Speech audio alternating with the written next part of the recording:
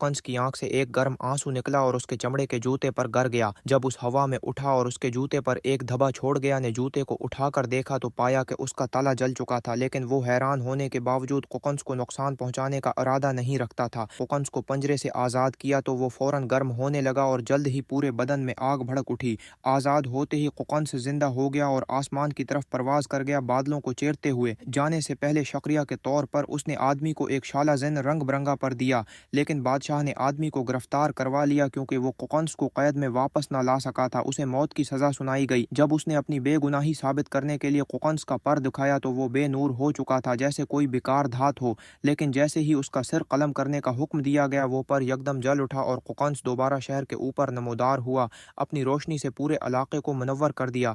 ये देख कर अवाम खुशी से झूम उठे और बादशाह को आदमी को मुआफ़ करना पड़ा। न सिर्फ ये, बल्कि उसे खूबसूरत लिबास भी अता किया गया और अवाम ने उसका खैर मुकद्दम किया। लेकिन बादशाह को यह सब गवारा न था और कुछ दिन बाद उसने एक और चाल चली। उसने हुक्म दिया कि आदमी बर्फानी मलक जाए और वहाँ की शहजादी को वापस लाए। आदमी लंबे सफ़र के बाद आखिरकार बर्फानी मलक पहुंचा, जो बर्फानी पहाड़ों पर वाक़िर था। 3 दिन की सख्त चढ़ाई के बाद वो महल के दरवाजे पर पहुंचा, लेकिन रास्ते में एक शफाफ बर्फ की दीवार खड़ी हो गई। असी लम्हे कुकंस का दिया हुआ में मुअल्लक हो गया और आग बनकर बर्फानी दीवार को पगला दिया।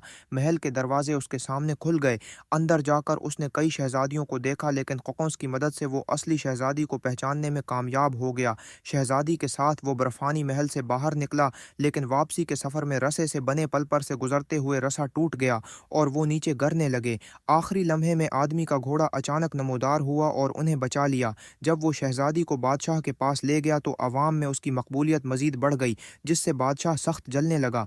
हसद की आग में जलते बादशाह ने एक और चाल चली और आदमी को एक और ख़तरनाक मुहिम पर भेज दिया। ये कहानी आगे भी जा रही है। अगर आप पूरी कहानी सुनना चाहते हैं तो बताएं।